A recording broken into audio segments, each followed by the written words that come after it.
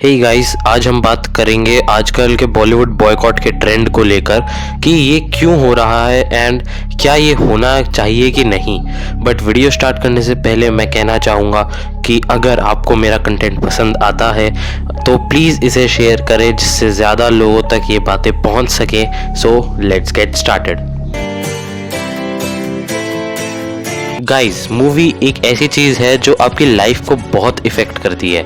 अगर आपने ध्यान ना भी दिया हो तो बहुत सारी थिंकिंग आपकी हो सकता है कि मूवीज़ की वजह से ही फॉर्म हुई हो। जब हम कुछ अपनी आंखों से देखते हैं तो वो सबकॉन्शियसली हमारे दिमाग में बैठ जाता है।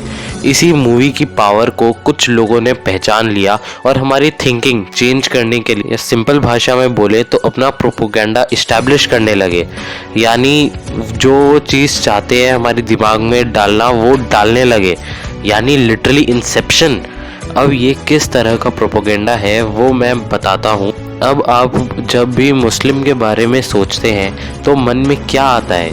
ज़्यादातर लोगों को एक कमज़ोर से बूढ़े और अच्छे से चाचा मन में आते हैं। ऐसा क्यों? बिकॉज हमारी thinking over these long years movies ने ऐसी बना दी है। मैं आपको एग्जांपल्स देते नहीं थकूंगा कि कैसे मूवीज़ में हिंदू भगवानों को कमज़ोर दिखाया गया है और उनका मजाक उड़ाया गया है।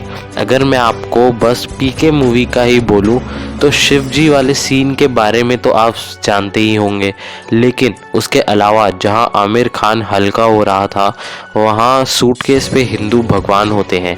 और ये नहीं तो लापता पोस्टर्स पे भी सिर्फ हिंदू भगवान ही होते हैं। उसके अलावा मंदिर में तो उसने बहुत कुछ किया, बट जब मस्जिद जाने की बारी आई तो उसको जाने से पहले ही रोक दिया। ऐसे ही ढेरों एग्जाम्पल्स आपको मिल जाएंगे, लेकिन एक भी जगह मुस्लिम्स के भगवानों से रिलेटेड कुछ नहीं मिलेगा। बिकॉज इनको पता है कि इन्होंने ऐसा कुछ दिखाया तो इनके सर के साथ क्या होगा। शमशेरा मूवी के साथ भी ऐसा ही हुआ, जिसमें एक हिंदू को विलन के दिखाया गया, जैसा ये पुराने टाइम से ही करते आए हैं। आप कोई भी पुरानी मूवी उठा लो, उसमें हमेशा से सेठ जैसा हिंदू व्यक्ति होगा जो दूसरों के साथ दुर्व्यवहार करता होगा। अब लोगों को ये समझ आने लग गया कि ये सब एक प्रोपोगेंडा के तहत होता आ रहा है। हमेशा ऐसा हिंदुओं के साथ ही होता है और नाम फ्रीडम ऑफ एक्सप्रेशन का दे दिया जाता है। और अगर ऐसा सच में होता तो और भी धर्मों के साथ हमें ऐसा देखने को मिलता। शमशेरा मूवी इसलिए फ्लॉप हुई क्योंकि लोगों को अब समझ आ गया है। अब ये प्रोपोगेंडा रोकने के लिए बिना वॉयलेंस के एक ही रास्ता है और वो है बॉयकॉट। बॉयकॉट करके लोग एक मूवी नहीं बट उसके और उसके एक्टर्स के पीछे की आइडियोलॉजी एंड प्रोपोगेंडा को अपोज करते हैं। बॉयकॉट करके हम उन्हें ये जवाब देते हैं कि अब हम सब समझ चुके हैं और अब उस झांसे में हम नहीं फंसेंगे। आजकल तो इस प्रोपोगेंडा के साथ नेशनल इंटरेस्ट भी जुड़ गए हैं, जैसे आमिर खान के कुछ एक्ट्स जिसमें समझा जा सकता है कि वो एंटी नेशनलिस्ट चीज़ें कर रहे हैं, जैसे टर्की में जाके वहाँ की फर्स्ट लेडी से मिलना। वो टर्की जो कश्मीर में टेररिज्म को फंड करती है और जिसने आर्टिकल 370 हटाने को भी अपोज किया था।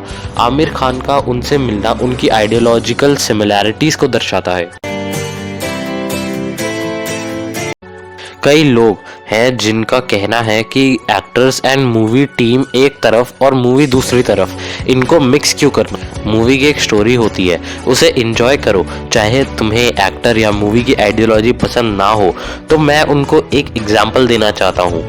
हम लोग क्यों कहते हैं कि चाइनीज़ प्रोडक्ट्स मत खरीदो? बिकॉज वो पैसा चाइना में ज़्यादा है, जो कहीं ना कहीं इंडिया के खिलाफ ही यूज़ होता है। जैसा कि हमें पता है कि चाइना इंडिया का एनिमी है और आए दिन इंडियन टेरिटरी को अपना क्लेम करता रहता है। ठीक उसी तरह जब हम इन प्रोपोगेंडा रिलेटेड मूवीज़ को बॉयकॉट करेंगे और सिर्फ रियलिटी से inspired movies like the Kashmir files and rocketry को सपोर्ट करेंगे, तभी ओवरऑल बॉलीवुड सही रास्ते पे आ जाएगा, क्योंकि at the end of the day पैसा सबसे बड़ा है।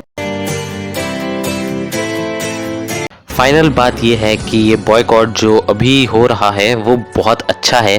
सालों से जो बॉलीवुड में प्रोपोगेंडा होता आ रहा है वो फाइनली बंद होगा और फिर बॉलीवुड में भी अच्छी मूवीज़ आने लग जाएंगी जैसे कि टॉलीवुड में है। बिकॉज टॉलीवुड में कभी भी हिंदुइज्म का मजाक नहीं बनाया जाता एंड उसको बहुत अच्छे से दिखाया जाता है। जब तक हम ऐसी आइडियोलॉजी वाली मूवीज़ को बॉयकॉट नहीं करेंगे तब तक ये आइडियोलॉजी चलती रहेगी, वो भी हमारे ही पैसों से। तो ये देखना बहुत ज़रूरी है कि आप किस मूवी को अपना पैसा दे रहे हैं और उसके पीछे कौन है।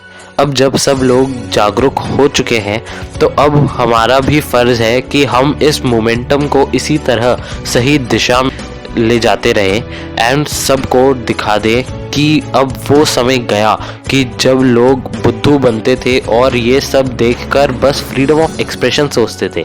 बात ये नहीं है कि ये हिंदुइज्म को ऐसा क्यों दिखाया जाता है, थोड़ा बहुत चलता है बिकॉज फ्रीडम ऑफ एक्सप्रेशन का मतलब आप जो चीज़ फील करते हैं वो आप शो कर सकते हैं as cartoon and as anything, क्योंकि हर किसी की आइडिया एक जैसी नहीं होती।